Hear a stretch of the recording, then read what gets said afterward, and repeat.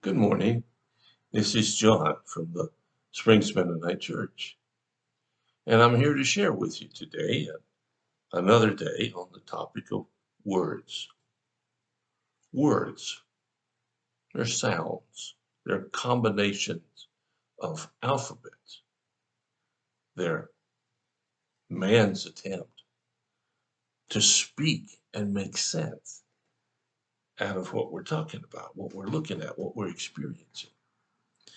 And those words can do one of two things. They can build you up or they can tear you down.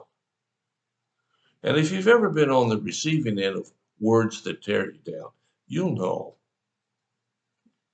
it's awful. I wasn't raised in a home where my parents told me I was worthless all the time. I have met people who were, and it's really hard to overcome that because words matter. So that brings me to Proverbs chapter 18, verses 20 and 21. And it says this: wise words satisfy like a good meal. The right words bring satisfaction. The tongue can bring death or life. Those who love to talk will reap the consequences. Now, the writer of Proverbs starts out by saying, wise words, I'll get it out in a minute, satisfy like a good meal. Now, I don't know about you, but I like a good meal. My wife seems to think that food is one of my number one concerns. That's not true, but I like a good meal. I'm not one of these that can eat the same thing day after day after day. I like variety. And there are lots of different things that I eat. And I'm sure some of you eat things that I don't eat, and vice versa. But there's something about the sustenance that comes from the savory stuff that goes in our mouths. Now, if you think about it, that's kind of goofy. It's just food. If you look at the other animals, they're not so picky. In fact, some of them love organic material that's nearly rotted. Whew, man, I'm glad God didn't make me a buzzard. And others just chomp it down so fast, I don't think they could taste it. If you have a dog, most of the times you put the food down and whoosh. I don't think that dog tastes that.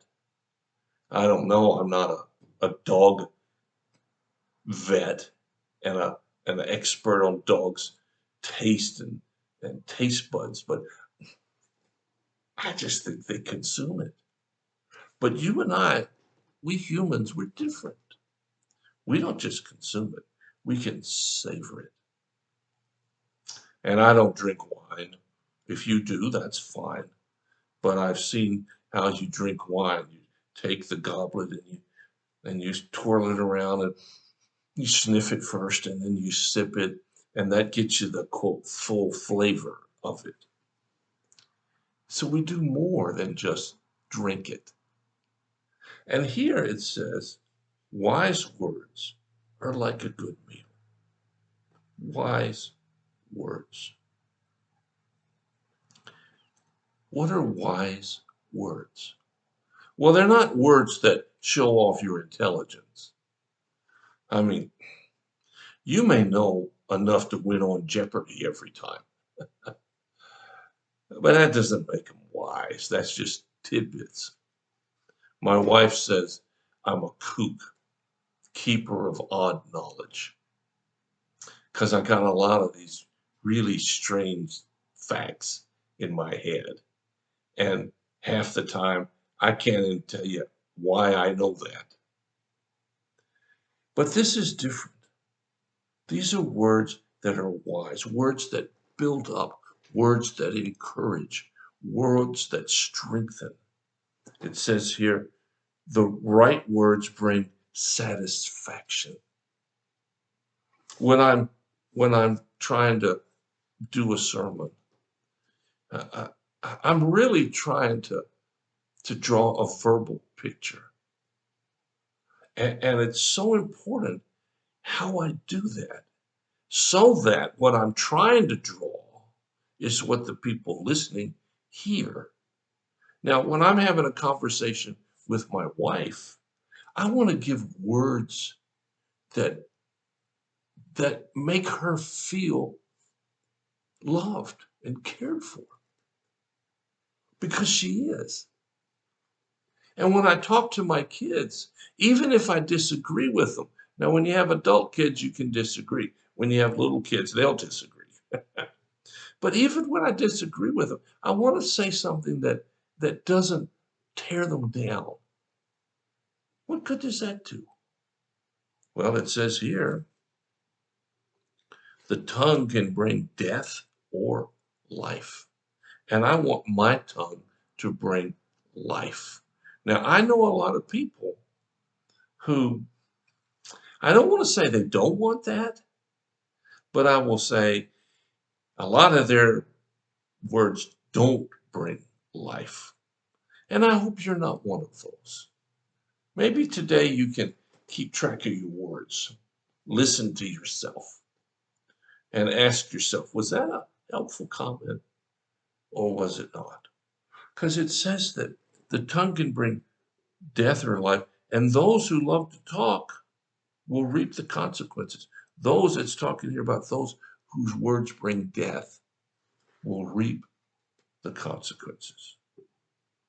You see, there really is a cause and effect here. If we choose to use words that are like a good meal, they're going to have an effect on people that lifts them up and strengthens them, just like God wants us to do.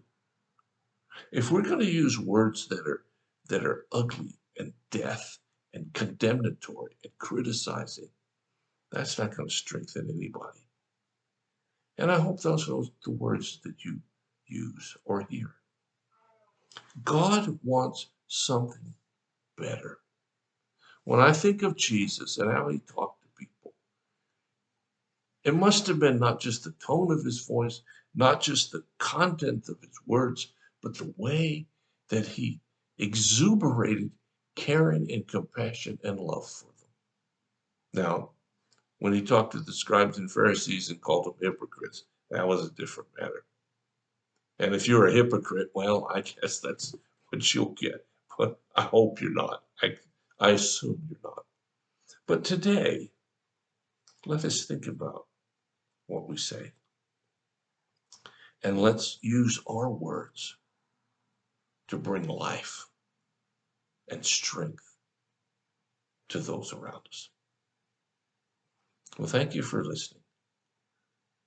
If you have a prayer concern or some need, let us know. We'll do whatever we can as fast as we can to help meet those needs. God bless you. I'll talk to you again.